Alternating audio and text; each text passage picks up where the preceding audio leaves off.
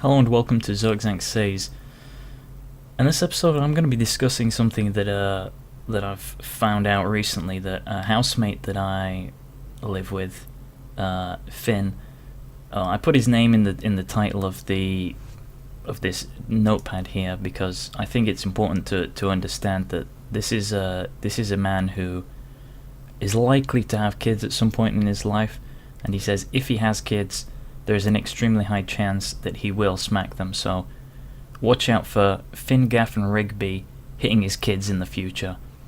Now, because he's my friend, or because prior to having discussions with him, he was my friend, I decided, you know what, I'll try and explain to him that, it's not good to hit your kids. There's the scientific consensus search.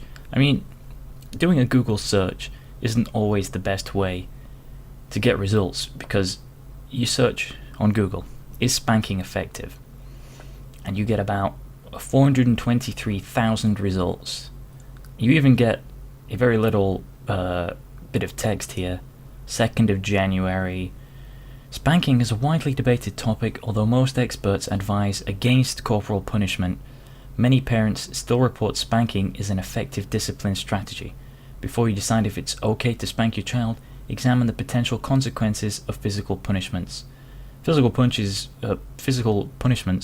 go beyond just causing physical harm. They also cause emotional harm. But when there's like reams and reams of evidence against spanking a child, so watch Stefan Molyneux's videos on it. This isn't the only video that he's made on this topic. He's been talking about this for years and years and years. Peaceful parenting. Before you say, hang on a second, Stefan Molyneux, isn't that some crazy guy on the internet? You got to think that if he gets his facts from legitimate sources and links them all here, and you go to each page here, you go to Google, do your own research. If you do enough research that scientific surveys done by experts, so that's psychiatrists and behavioral studies that give you the evidence for this. This is analysed by experts in the field. And I don't mean that you take experts' word for it and just say like, oh yeah, well, we think that this because we're experts. It's you look at the data and you do the research onto the actual statistics, and you determine an opinion based on that. So these are the statistics, the research. Look into it. You see that basically what I'm trying to get at, to cut the long story short, is that it's basically not good. But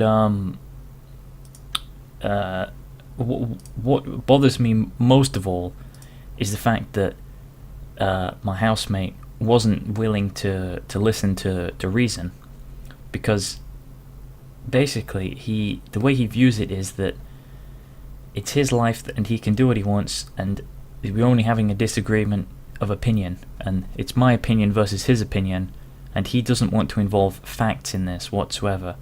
Basically what he's doing is he's bringing feels to a facts fight and saying that there is no fact fight.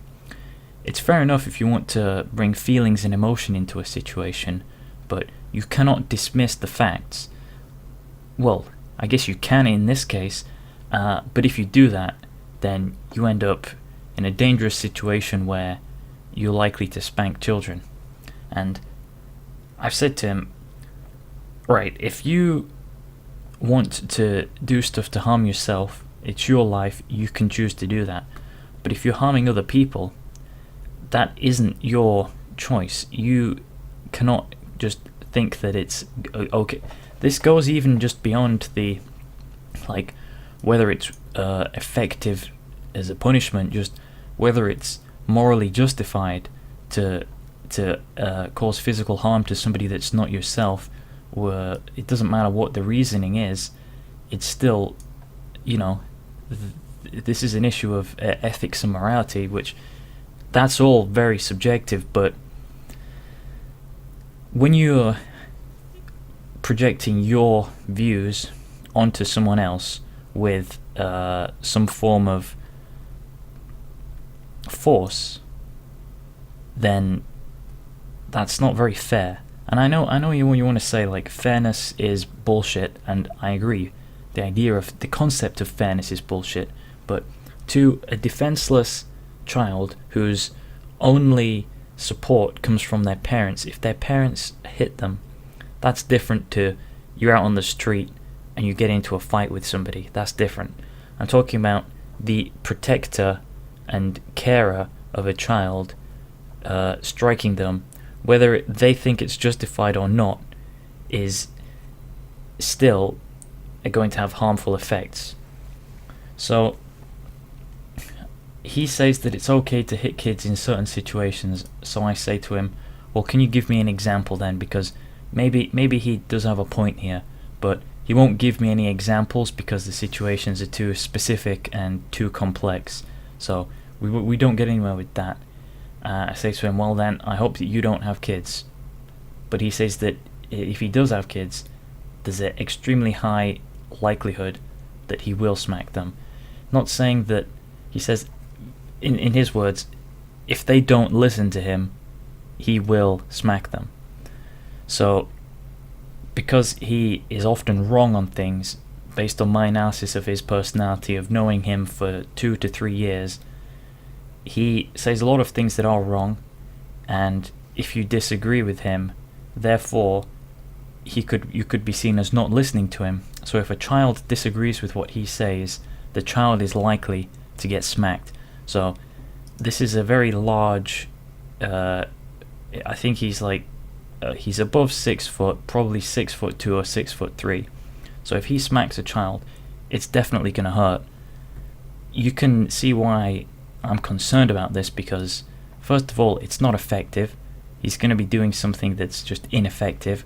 So from that standpoint, don't do it because it's wrong, because it just won't work. It won't achieve what you're trying to achieve. If you're trying to achieve teaching a child a lesson, hitting them will not teach them anything.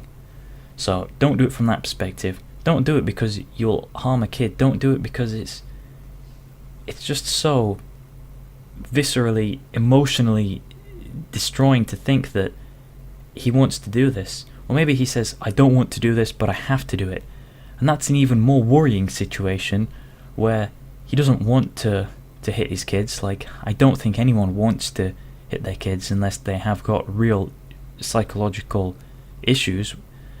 But if he's thinking that it's necessary, now this is where it becomes problematic, where someone thinks that it's actually necessary to do it.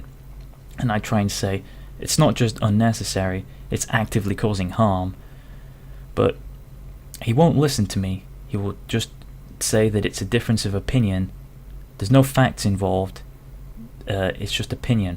This is a problem because when it comes to something like his opinion of the color of the sky, or whether the earth is flat, or whether he thinks capitalism is an effective form of society, those can be seen as, well, he's just wrong, I'll let him be wrong. But in this situation, if I let him be wrong, he will go into life and hit his kids, and I can't stand that. So I need to know what I can do in this situation. He will only value anecdotal evidence, and he won't listen to statistical evidence. He values anecdotal evidence, his personal anecdotal evidence, above statistical evidence, because that's what is relevant to him and more important to him, and just, the general sense that he can do what he wants because it's his life and this is only a matter of opinion. He refuses to acknowledge that there are facts involved. He refuses to acknowledge that scientific research conflicts with what he believes. So I put in a really simplified counter-argument based on like 10 minutes of research, because that's all you need to do once you already know the facts. Once you understand the situation is that basically it doesn't teach a kid anything. It doesn't improve their behavior. It makes the behavior worse. It creates resentment for the parents, and it destroys trust. Think about it. Your guardian, your protector your role model, who you look up to, has attacked you, and you can't do anything about that. This like 6'2" man has just attacked you, or hurt you, and you're sad. You can't go to to the one person you need to go and cry to is the person you're upset, and you need some form of comfort. You can't get the comfort from this. Now, he would argue that that's good. The kid doesn't need comfort. Comfort breeds weakness.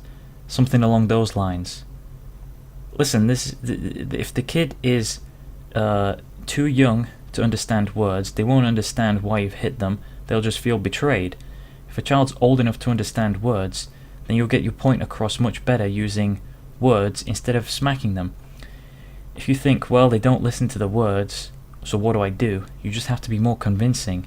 Or think of other punishments, I don't think punishing is a great way to teach anyway, but physical punishment definitely isn't. Confiscation and those kind of things are reasonable, but the most effective way is to speak to your child. If your reason for hitting them is because you're angry, you're the one with the problem, you need to sort that out first before you try and reason with the kid. You understand it's very hard to reason with someone this young, and it's because they don't necessarily have the capacity or the desire to engage in a logical debate of reason. They don't want to do that. But based on that, they won't learn anything from you hitting them. So it's just a cycle. You need to avoid doing this. I need to try and stop this guy, Finn Gaffin Rigby, from smacking his kids, because I feel like it's not good for people like this to be in society.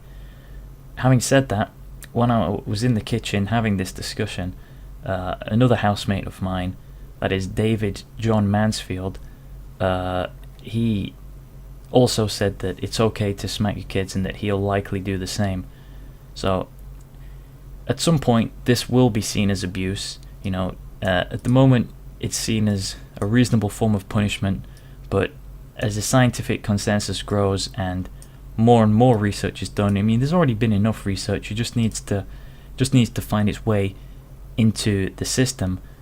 If these guys do continue to do this in the future, then if you know these guys, you notice that they have kids, it's would be worth calling the authorities to say that these kids are likely to enter into an abusive household where they will be smacked and physically harmed by their parents.